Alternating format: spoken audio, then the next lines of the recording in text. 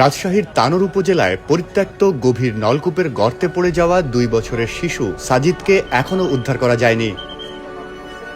গর্তটির পাশে fire service এক্সকেভেটরের মাধ্যমে আরেকটি গর্ত খনন করে শিশুটিকে উদ্ধার করার চেষ্টা চালাচ্ছে। তবে প্রায় 30 ফুট গর্ত খোঁড়ার পরেও এখনও উদ্ধার করা সম্ভব হয়নি সাজিদকে।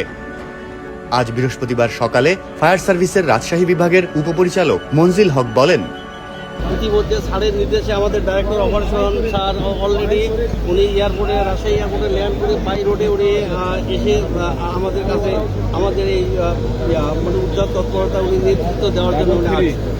আর এমনি মেডিকেল টিমের কোনো আমাদের মেডিকেল টিমে আমাদের অ্যাম্বুলেন্স আছে, আমরা এটা সব কিছু রেডি করে রেখেছি। আমরা আমাদের অ্যাম্বুলেন্স 24 ঘন্টার জন্য প্রস্তুত আমরা রেখেছি, আমাদের গাড়ি প্রস্তুত রেখেছি।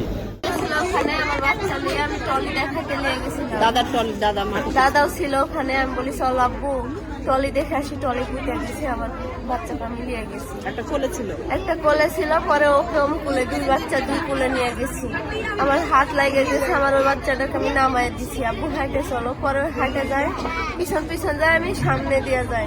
আমি ও গর্ত পার হয়ে চলে গেছি, আমি ওই গর্ত খেয়াল করিনি, লাড়া দিয়ে ঢাকা ছিল। আমার বাচ্চা পিছন থেকে ওই লাড়ার ফুলমুনায় পাও দিছে আর পড়ে গেছে। মা মা করে ডাকছে, আমি পিছন ঘুরে তাকায় দেখছি আমার বাচ্চা নাই। আমি বলছি মনে হয় পুকুরে পড়ে গেছে আমার বাচ্চা। পরে আমি ধাপ দিয়ে আসা দেখছি না, আমার বাচ্চা গর্তের থেকে আমাকে মা মা করে ডাকছে।